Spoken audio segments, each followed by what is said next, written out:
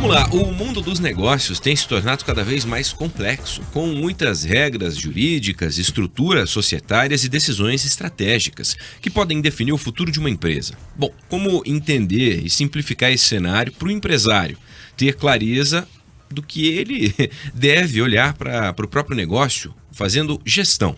Para falar sobre isso, nós recebemos aqui o Daniel Passinato, que é advisor jurídico e de negócios, sócio fundador do Passinato, Graibin e Canha, um escritório de advocacia, e que chega trazendo detalhes para a gente aqui no nosso Pan News Curitiba. Daniel, bom dia, bem-vindo, tudo bem? Muito bom dia, tudo ótimo com você. Tudo ótimo, vamos lá. Ana Vaz, fizemos o homem vir em uma segunda-feira de feriado com um terno, Ana Vaz. Veja Quem só. passou essa orientação foi tu, João? Não, jamais. Ossos do ofício. Ele vai falar, João, faz parte, advogado é isso, já está acostumado, né? É o look do profissional, hein? Mas eu vi homenageando a casa aqui, ó. É verdade. Com a cor da Jovem Pan News, muito bem. Muito bom. Ô, doutor, é interessante a gente observar, inclusive há pouco nos bastidores, falávamos sobre uma fusão da BRF com a Marfrig, criando uma potência, né, no setor alimentício, especialmente de carnes. A gente teve recentemente aí o início do tarifaço americano, 50%, a própria indústria brasileira já mudando, né, o destino do que é produzido aqui. Como observar tudo isso e, claro, sem perder o foco, que é o negócio, o crescimento das empresas e o quanto isso é fundamental para fechar o ano no azul, tendo altos e bons índices também para compartilhar. De que maneira entender tudo isso que está acontecendo aí no nosso universo? Essa é uma questão que pegou muitos empresários de surpresa e a gente acaba olhando por um viés jurídico, mas também por um viés empresarial, em que, por exemplo, esse movimento de fusão que houve entre a Marfrig e a BRF traz um gigante ainda maior do setor e nós temos uma potência nacional expressiva para poder realmente fazer frente a grandes conglomerados mundiais. E as tarifas acabaram trazendo uma dificuldade maior, porém o mercado americano não produz tanto quanto essas empresas produzem aqui. Mas tem um detalhe importante também, essas empresas têm muitas áreas lá nos Estados Unidos, elas já têm operação por lá. E tem muitos brasileiros que estão lá, foram expatriados, conheço alguns inclusive que trabalham por lá e assim, tem uma produção lá, tem aqui também, ou seja, a gente consegue ter uma potência empresarial muito grande, atraindo capitais para o nosso país, o que é muito importante nesse momento. E aí, quando... Quer complementar? Não, então, para tentar entender um pouquinho, quando a gente vê assim, os empresários que querem expandir os seus negócios e tudo mais para novos mercados, quais seriam os principais cuidados jurídicos que esses empresários deveriam ter quando a gente olha para esse cenário? Isso, só para tirar uma dúvida, internacionalmente? Isso, exatamente. Expandir para outros mercados internacionais. Tem um movimento muito grande de aquisição de empresas em outros países, porque fica muito fácil. Quando você adquire uma empresa já constituída num país que você não conhece, essa empresa já tem a cultura local, já tem os fornecedores. Regulamentação, já tem tudo isso muito bem desenvolvido. Então você consegue começar com o pé no acelerador. Isso facilita muito as suas operações, mas isso custa muito dinheiro à vista. A diferença disso seria você fazer o que a gente chama de joint venture, que é uma operação em conjunto com uma empresa desse outro país. E aí você conseguiria levar o teu produto, a tua escala, para um país que já tem essa perspectiva, e aí então você acessa esse mercado de uma maneira mais fácil. Ou então você começar do zero mesmo, o que é feito muito por empresas de tecnologia. Elas acabam tendo uma transição entre países muito mais rápida, porque imagine uma empresa que tem um software de tecnologia, um SaaS, Software as a Service. Esse tipo de tecnologia é muito fácil de você desembarcar no país, começar a tua atividade e ela acelerar de maneira muito intensa. Uma assessoria jurídica nesse caso é fundamental, é essencial? Com certeza. Eu costumo receber muitos empreendedores de fora do país, então a gente já atuou aí com empreendedores de Israel, Estados Unidos, Ilhas Caimã, Hungria, e quando eles vêm para cá, tem uma forma muito específica de vir. Nós temos que, por exemplo, apostilar documentos, traduzir, trazer isso, passar pela Receita Federal, pelo Bacen. Então tem toda uma metodologia para que isso seja feito de maneira regular e que esses estrangeiros possam sim estar aqui de maneira benéfica. E o estrangeiro gosta muito do Brasil, por exemplo, aqui, e é um tópico interessante, que nós temos aqui o lucro presumido, que é um tópico bem específico, assim, mas que o estrangeiro gosta muito porque lá fora não existe. E aqui ele paga menos tributo no lucro presumido do que lá fora. Então, são detalhes assim que a gente acaba assim, contando para esses estrangeiros e que aí eles têm atração para vir para o Brasil. Você, inclusive, acabou de mencionar, tem experiência internacional em mercados dos Estados Unidos, Ilhas Caimã, Israel, Hungria. O que a gente pode trazer de referência, né? O que a gente pode aprender com essas realidades no mercado brasileiro? Uhum. Tem uma perspectiva muito interessante de Israel, que é o seguinte: eles trabalham muito com cibersegurança. Então, muitas empresas de tecnologia vêm para cá, desembarcam aqui para trazer isso de uma maneira mais intensa. Tem um outro aspecto que eu gosto muito também, que é o seguinte: Israel é um país super pequeno. Então, as empresas de tecnologia que estão lá não podem pensar em produzir somente para o mercado de Israel. Elas têm que nascer internacionais. E isso é uma filosofia que eu acredito que ajudaria muito as empresas brasileiras. Por mais que o mercado brasileiro seja muito grande, se as nossas empresas já nascessem com esse viés de internacionalização, eu acredito que elas seriam mais competitivas, mais bem estruturadas e chamariam muito mais capital estrangeiro. Agora, doutor, para esse aspecto da internacionalização, nascer assim, isso demanda uma certa maturação na ideia, da própria concepção em si, de que o negócio precisa estar muito bem desenhado, um planejamento estratégico e tudo mais, porque não dá para começar de qualquer jeito e vamos ser internacional, né? Exatamente. E aí entram metodologias que eu falo que eu, enquanto conselheiro de empresas de tecnologia ou de empresas tradicionais, digo sempre assim: nós temos que escutar muito bem o mercado. Existe uma metodologia chamada Lean Startup, que é uma metodologia criada justamente para você acessar o mercado mais rápido. E ela fala o seguinte: olha, constrói logo o seu mínimo produto viável, o MVP, vai para o mercado, tem uma resposta, faz um ciclo de construção, leitura desse mercado, mede bem ele, aprende o que ele quer e aí entrega valor. Então, existe metodologia. O legal da gente estar tendo essa conversa aqui é que passar para o empresário que está nos escutando que existe caminho para você acessar mais rápido o mercado, mais barato, e está na tua mão. Não significa só que você vai ter que movimentar muitos atores para chegar nesse resultado. Tem muita literatura, muito conhecimento que já te ajuda a acessar esse mercado mais rápido, mais organizado e com uma resposta também mais assertiva para você conseguir ter o seu lucro mais rápido. E aí, quando a gente tenta olhar para o mercado de uma forma geral, no teu entendimento, como é que os empresários poderiam simplificar os processos jurídicos e mais burocráticos dentro das organizações, sem que haja comprometimento, por exemplo, da segurança e que tudo ocorra bem? É muito legal puxar esse tópico, até porque nas minhas aulas, eu sou professor também, eu falo para os alunos: nós temos que ter duas formas de comunicação. Uma que é técnica específica e tem o seu ambiente, o seu contexto, entre advogados, com juízes ou em ambientes que vão necessitar essa demanda. Agora, tem um outro ambiente, que é esse aqui que a gente está conversando, ou na interação entre advogados e empresários, que precisa esquecer desse juridiquês, precisa esquecer desses termos técnicos e tem que se fazer entender. E eu não preciso utilizar de termos específicos para me fazer entender. Então, o empresário acaba tendo que buscar e ser muito perspicaz nisso, de buscar assessoria que realmente entregue aquilo que ele precisa e não aquilo que o próprio advogado quer colocar na mesa.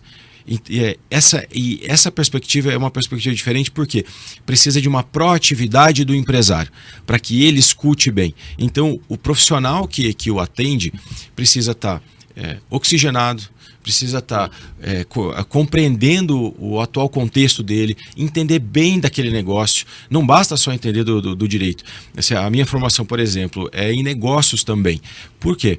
Se eu não entender efetivamente o que faz o meu cliente ter lucro, o que faz ele ter prejuízo, quais os riscos desse negócio, eu não consigo entregar a solução correta. Porque, no fundo, o empresário acaba contratando aquilo que ele entende.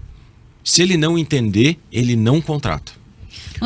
Só aproveitando esse gancho, na tua opinião, como é que tem sido a questão da inteligência artificial? Tem tido um impacto em relação a isso, na forma como as empresas lidam com as questões jurídicas? Tem sim, com certeza. E é muito interessante também esse aspecto no seguinte sentido. Eu tenho recebido de vários clientes que acabam já me mandando documentos prontos. Assim, falar, puxa, o que você acha? O que você acha disso aqui? Que loucura, né? E assim, pensar isso. Tem alguns que acabam tomando cuidado de retirar as características específicas quando vem de um GPT ou de uma inteligência ou alguma outra inteligência artificial. Mas assim, alguns não têm esse trabalho também e acabam enviando. E assim, eu acredito que isso vai difundir muito mais o conhecimento, só que não vai se perder a perspectiva do advogado como um conselheiro estratégico. E aí que entra essa questão. Eu vou te dar um exemplo do que eu faço no meu dia a dia. Eu tenho uma inteligência artificial que faz as anotações para mim. E ela é super potente, ela caracteriza tudo de uma maneira muito inteligente, efetivamente. Eu capto todas essas anotações. Eu tenho também os meus GPTs lá que trabalham por mim em diversos aspectos. Eu insiro as negociações que eu faço dentro desse GPT e ele elabora algumas versões de contratos para mim.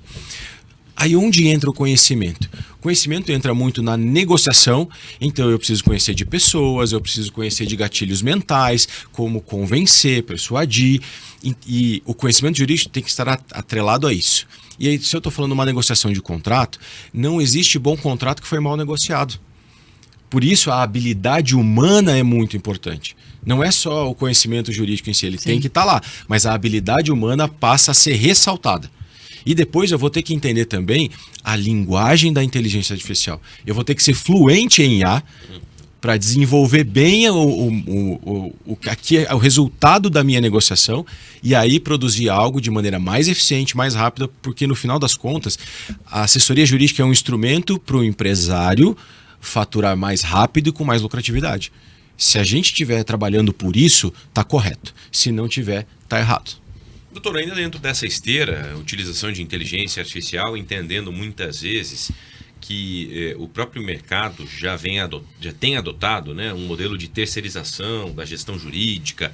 Isso é uma tendência cada vez mais, isso é uma armadilha, há um sistema que traz vantagens, porque se não há esse suporte jurídico entendendo o negócio, o modelo de negócio, a finalidade, qual é a própria atuação da empresa, essa terceirização não só pode, como inclusive acaba na prática afastando ainda mais esse conselheiro jurídico da realidade do dia a dia dessa empresa.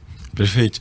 Eu costumo dizer que existe uma jornada do empreendedor que também perpassa pelo viés jurídico. Então ele vai querer fazer o negócio crescer, se desenvolver e a burocracia ao entorno, e eu coloco aqui não só o jurídico, mas o contábil também, vão fazer toda a diferença. O empreendedor precisa entender que isso é que vai dar longevidade. Porque se tem um erro crasso no jurídico ou no contábil, isso pode levar ele a uma falência, ele pode quebrar, ele pode ter problemas que ele não tinha previsto. Então, o empresário que começa e se desenvolve, eu falo assim, um dos maiores benefícios de se ganhar grana, de você ter teu lucro como empresário, é você conseguir contratar uma boa rede de apoio, que vai envolver excelentes profissionais que vão te ajudar na comunicação, como eu tenho lá meus assessores de comunicação, que assim, no jurídico, por exemplo, advogado não faz os próprios casos, que quem advoga em causa própria tem um burro como cliente, né? Então a gente também contrata. Eu tenho que ter um bom contador, eu tenho que entender bem do tributário, fora o meu core business, aquilo que efetivamente eu sei fazer. Portanto, é uma jornada que precisa ser olhada. E aí que a gente, assim, que eu admiro tanto os empreendedores, porque não tem que só saber do negócio, não tem que só saber, é tudo. Tem que saber de tudo. E aí ter pessoas de confiança para aconselhar estrategicamente faz toda a diferença. E tem um momento ideal para que o empresário faça essa contratação de um profissional, por exemplo, para auxiliar? Ou, enfim, desde o início é importante que isso aconteça? Desde o início é muito importante, especialmente quando a gente está falando na construção de um contrato social, que é o documento que regula o início ali de uma sociedade, se você está com mais um sócio, 2, 3 sócios. Então, esse é um risco que pouca gente acaba olhando quando está começando uma empresa menor. Empresários mais experientes já sabem que esse momento já é crucial, que as partes tenham advogados, que elas possam construir um documento que vai regular a relação entre sócios. Passado isso, a assessoria jurídica vem aos poucos sendo cada vez mais importante no dia a dia. E tem atividades, claro, que são mais intensivas desse conhecimento jurídico e menos intensivas, mas todas elas precisam. Conforme o negócio vai crescendo, existe uma dinâmica assim, vai haver uma terceirização de um advogado e os escritórios vão atuar para suportar aquela operação, seja no trabalhista, no tributário, nos contratos, no societário. Existem várias questões que precisam ser abordadas. Conforme a empresa cresce, eu falando assim, ela tem ali seus, vamos supor assim, 100 milhões, 150 milhões de faturamento, talvez ela já vai precisar de um advogado interno, que vai estar acompanhando o dia a dia de perto, ela, assim, vai estar entendendo realmente essa operação. E a questão é, esse advogado também vai precisar terceirizar para outros escritórios mais especializados. Então, vou dar um exemplo. Assim, uma das minhas especialidades no escritório é de direito societário, litígios entre sócios ou negociações de M&A, compra e venda de empresas. O advogado interno não vai conseguir fazer isso sozinho. Ele vai precisar de mim, do meu escritório, dessa estrutura, para dar apoio nessa perspectiva. O tributário é a mesma coisa. Eu tenho um departamento de tributário que faz revisões anuais de todos os clientes. Por que a gente faz isso? Para entender se algo não passou, se algo ficou para trás ali que precisa ser revisado. Então, essa dinâmica é rotineira. E quanto mais a gente faz, o empresário fala assim, está pagando praticamente um seguro. Por quê? Feita essa revisão de uma maneira mais própria, de uma maneira recorrente, nós conseguimos mostrar para ele o caminho correto a ser perseguido. E aí então ele vai ter eficiência, ele vai ter lucro e ele não vai precisar se preocupar com o passado. Porque no Brasil até o passado é incerto quando a gente fala, por exemplo, de tributário. Assim, você pode voltar 5 anos e rever muita coisa que você achava que nem poderia. Sim. Então, se a gente não estiver cuidando disso de maneira recorrente, vai acabar sendo prejudicial.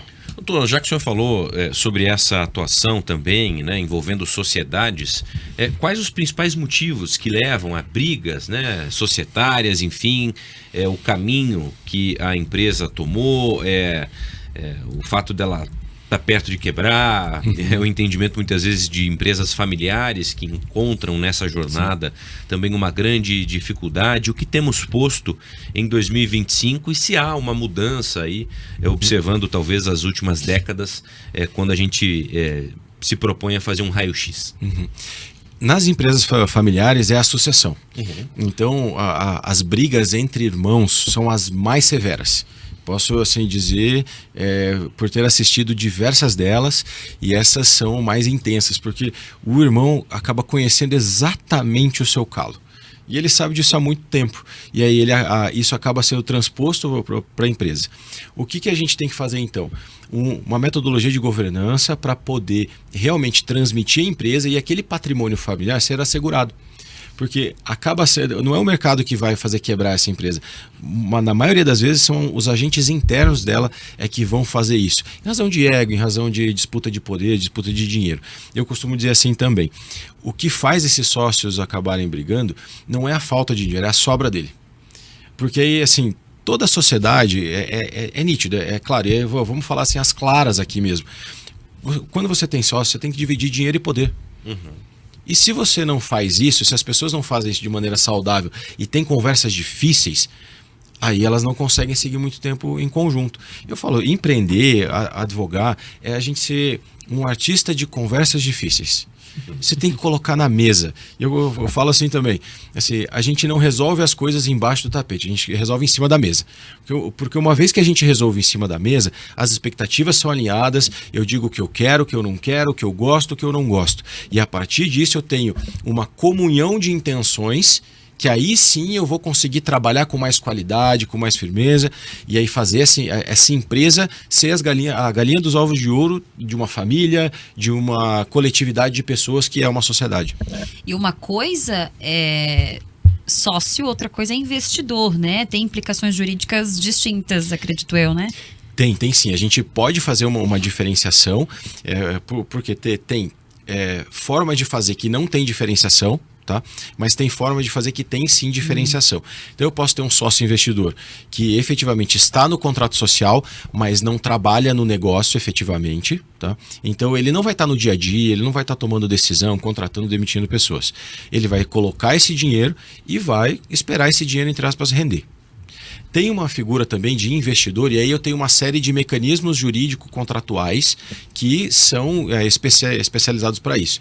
Eu posso ter fundos de investimentos que investem ali, eu posso ter investidores estrangeiros, ou eu posso ter contratos, por exemplo, investimentos em startups, que são assim, empresas e não são pequenas, não são tickets pequenos que acabam sendo investidos, mas tem um documento chamado mútuo conversível. O que é isso? O investidor empresta um dinheiro para essa empresa com a possibilidade de, dali a alguns anos, converter esse dinheiro em uma participação efetiva e aí sim se tornar sócio. Então tem formas de fazer isso, mas o investidor ele quer colocar o dinheiro e fazer o dinheiro render. E existe um mercado gigantesco dentro dessa perspectiva. Doutor, o senhor falou ali sobre a sucessão, né? E essa questão que envolve o futuro de muitas empresas, por si só tem como um ponto comum e de convergência a questão de que muitos desses herdeiros não querem continuar com o negócio e por si só fazem pouco caso do futuro da empresa, pensam em vender, mas aí a própria questão dessa divisão já é motivo de uma disputa.